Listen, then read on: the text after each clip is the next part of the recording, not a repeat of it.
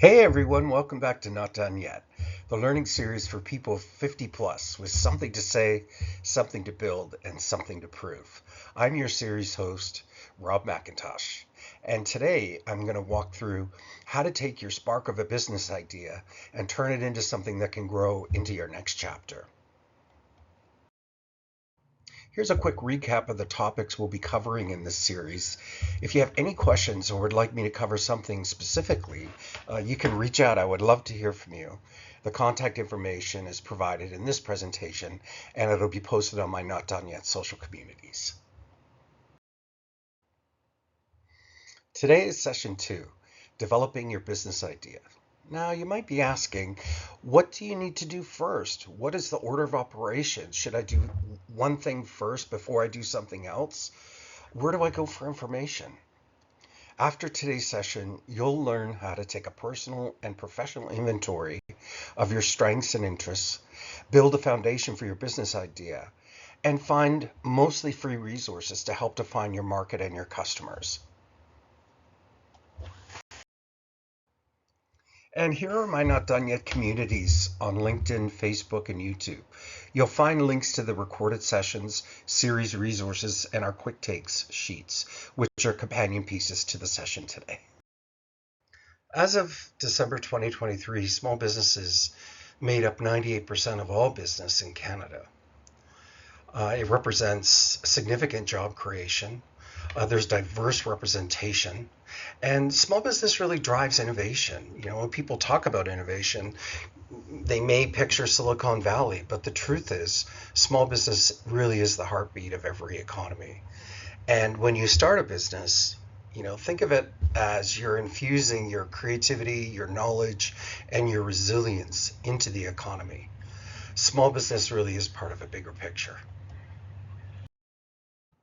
I wanted to share this. I thought this chart was interesting from Stats Canada on the survival rate of small businesses starting out and why the importance of planning is so important. You can see that after the third year, T+3, business survival rates are at about 90%.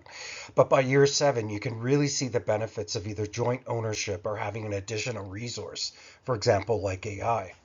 Small businesses with joint ownership, shown here in the yellow curve, tend to fare better versus individual success rates right across the spectrum. And what this tells me is the importance of having someone, either a partner, a relative, a trusted friend, who can provide feedback to ideas and help flush out the details of a program.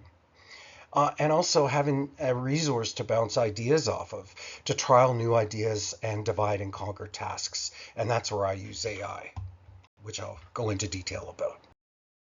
This is probably one of the most important steps in the entire process for building your foundation. My experience taught me not to read blogs from big companies on what they're the hottest selling products right now. I'm being a lifelong marketer, I'm quite sure they're designed to spark a fear of missing out, and you've got to get on the bandwagon too. But honestly, if you take that approach, you'll be chasing the next big thing, trends and fads, and you'll never get to where you want to go.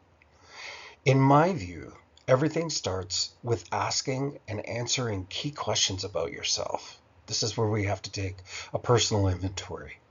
Here's some of the questions that I think we all need to explore. What do I want to do? Why do I want to do this? What am I hoping to change? What skills and experience do I bring? Where do my passions and interests lay? Who benefits from my idea? And what does success look like? Just remember, you'll be investing a significant amount of time on your business to get it off the ground. So finding something that completely engages you, that you're passionate about every morning, and it'll hold your interest over time. A not done yet best practice that I recommend is to take a personality test. There's so many of them on the market. The original is called the Myers-Briggs personality profile. I've included a link to a free test in this presentation. It's called 16 Personalities, but it's based on Myers-Briggs, but it's free. And it only takes a few minutes, and the insights and recommendations it gives you are truly invaluable. My reaction when I received my results was, wow, they really nailed where I have natural strengths, natural abilities, and interests. So it's well worth the time to invest in that. Carrying that theme, take personal inventory. So in addition to a personality profile, list your skills and experiences and any special knowledge that you have. Write down your interests, those moments that you've lost track of time doing something. That is great insight, and it tells you where your energy lives. The best side hustles aren't random. They're really built from, your natural curiosity and your lived experience and things that excite you. So list your skills. Start with your CV. It's a good starting point. What keeps you interested and engaged, and who or what do you follow online? Looking at your social channels and the people that you follow is a great insight there. And you look to see if there's any trends emerging. What brings you joy? Write it down. Hang on a bathroom mirror so that every morning you remind yourself of the things that bring you joy. And the reason that's so important is because you'll be investing a lot of time to start. So try to choose something that will keep you engaged, interested, and excited. As I said, write down 10 things that bring you joy. Print it out and hang it on the bathroom mirror so you're reminded every day. And hopefully the ideas that you want to develop align to the things that bring you joy. Step 3 is about building your foundation. Or as I like to say, getting to know your battleground before you pick up a weapon. And this is where your business dream really starts to meet reality. There are AI tools like ChatGPT and Gemini that add tremendous value, in my opinion, and save huge amounts of time sourcing and collecting market data tailored to your request. I've included on this page a link to Not Done Yet Quick Takes. It's an AI prompt guide of best practices. And you may need to pay for the premium service. But what I do know is Google Gemini has a 1-month free trial and ChatGPT has a free 2-month trial. I do have the premium service of ChatGPT. I pay $16 a month. But honestly, it unlocks a huge amount of customization and value. Google Trends can help you explore what's trending, where demand is in terms of search requests, and where potential market gaps lie. Again, I just want to remind you, don't chase what's hot unless you want to. Find what's true to you first, what engages you first, and then look at the market. Here's where you really want to build slowly and with intent. This is one of the real fun parts. Step 4, gathering details about your customer. Your customer really is your compass, so spend time in their world. Join the forums they're on, read what they read, listen to what frustrates them. And when you understand their pain points, and their world, almost better than they do, you stop guessing and you really start connecting with the audience. And that's when the business starts to click. Look at your social networks, your online communities.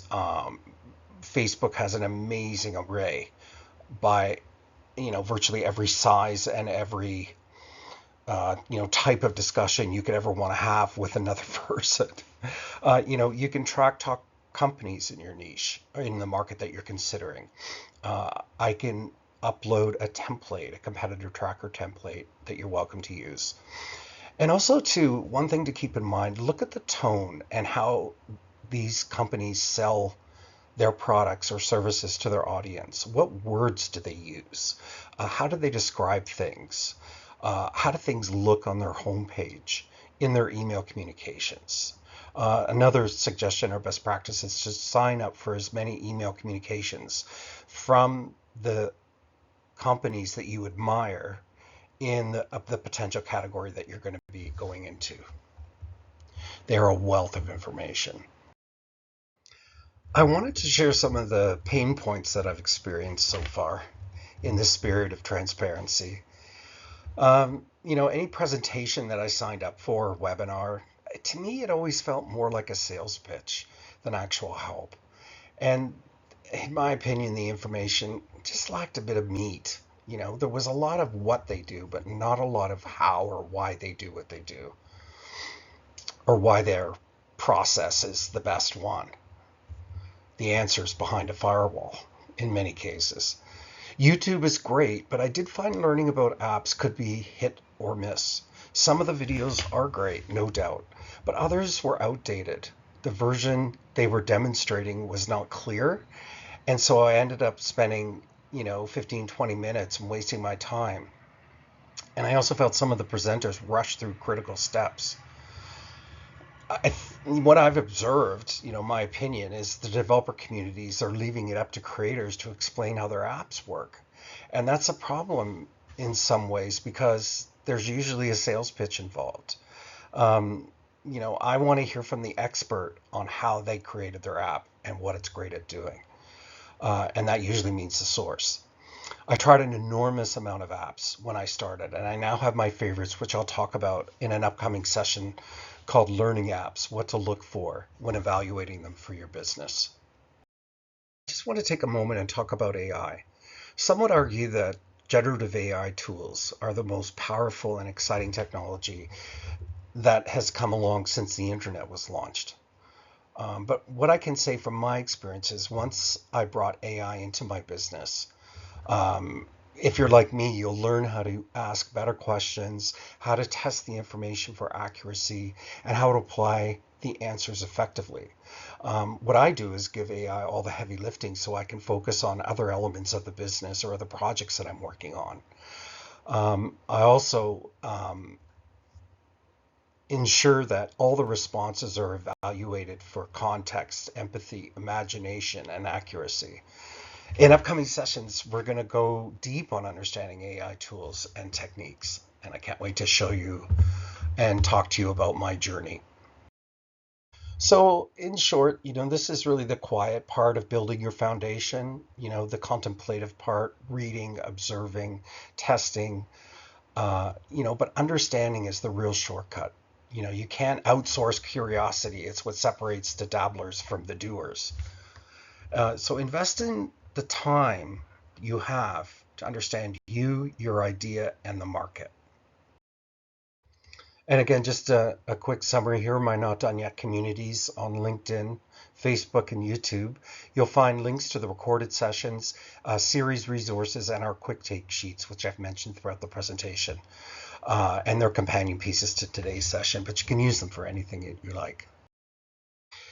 Next time for session 3, we're going to be doing a deep dive into creative messaging frameworks, listing questions you need to find answers to, and questions to consider when making trade-offs, which is a really important aspect of this stage in the development. But before we go, email me if you have any questions, if you want to share ideas or suggestions for topics, or if you have any questions about our coaching programs. The email is elliotbestnotdoneyet@gmail.com. See you next time, and thank you so much for joining me today.